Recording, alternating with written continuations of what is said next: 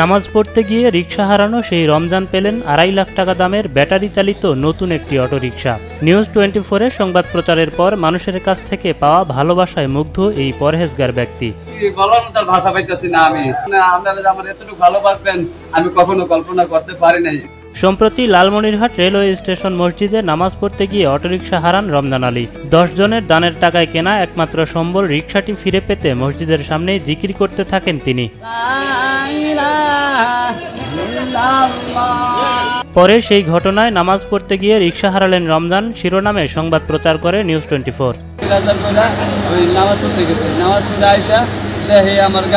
কয়েক ঘন্টার মধ্যেই সেই সংবাদ সামাজিক মাধ্যমে ব্যাপক সাড়া ফেলে। এরপর রমজানের পাশে দাঁড়াতে আকুল হয়ে ওঠেন দেশ বিদেশের অনেকেই। অবশেষে 6 জুন বিকালে রমজান আলীর হাতে তুলে দেওয়া হয় 2,50,000 টাকা দামের একটি ব্যাটারি চালিত অটোরিকশা।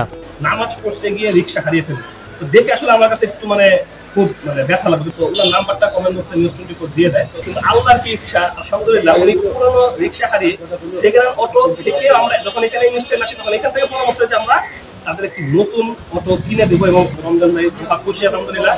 দেশ বিদেশ থেকে বিভিন্ন মানুষ অর্থ প্রদান করায় রমজান আলীকে একটি ব্যাটারি চালিত অটোরিকশা কিনে দেওয়া হয়েছে বলে জানান পৌর মেয়র রেজাউল করিম স্বপন।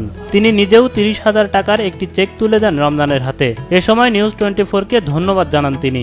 ধন্যবাদ জানাতে চাই নিউজ 24-কে যে তাদের এই নিউজটা তারা অনলাইনে প্রকাশ করাতে আমাদের জেলা প্রশাসক মহোদয় সহ আমাদের বাংলাদেশের বিভিন্ন প্রান্ত এবং আমাদের প্রবাসী ভাইরাও কিন্তু তারাও এই নিউজটা দেখেছে এবং সবাই কিন্তু তার ব্যাপারে আন্তরিকভাবে আমাদের সাথে যোগাযোগ করেছে এবং এটা আসলে আমাদের সমাজের একটি দৃষ্টান্ত।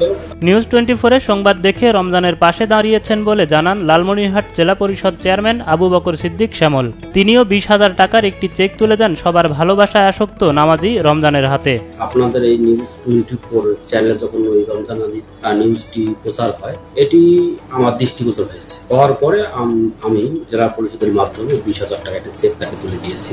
তাকে যতটুকু করেছি সহযোগিতা করেছি। এটা আমাদের জুন মাস অর্থ বছর পৌঁছলে আগামী অর্থ বছর তাকে আমরা জেলা পরিষদের মাধ্যমে আবার ইনশাআল্লাহ সহযোগিতা করব। বিপদের সময় দেশ বিদেশের সবাই পাশে দাঁড়ানোয় খুশি রমজান। এ সময় সৃষ্টিকর্তার প্রতি শুকরিয়া আদায় করেন তিনি। আপনারা আমার এতটুকু ভালোবাসবেন আমি কখনো কল্পনা করতে পারি নাই। আমি জীবনটা দিতে বাধ্য আলহামদুলিল্লাহ। দরিদ্র ও ভালো মানুষ স্বামীর বিপদে এগিয়ে আসায় সবার কাছে কৃতজ্ঞতা জানান রমজানের স্ত্রী।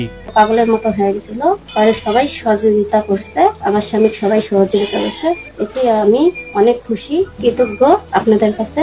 এদিকে অসহায় রমজান আলীর জন্য একটি বাড়ির ব্যবস্থা করে দেওয়ার আশ্বাস দিয়েছেন লালমনিরহাট জেলা প্রশাসক মোহাম্মদুল্লাহ। আপনার আসলেই ধন্যবাদ পাওয়ার যোগ্য। আপনার যদি এই নিউজ 24 না আসতো তাহলে আমাদের এত লোকজনের নজরে আসতো না। পাশাপাশি আজকে জানতে পারলাম যে তার আসলে থাকারও ঘর নেই। তো আমরা চেষ্টা করবো যে আগামী দিনে তিনি যেন থাকতে পারেন, সেই বিষয়ে তার একটি ঘরের ব্যবস্থা করে দেওয়ার জন্য।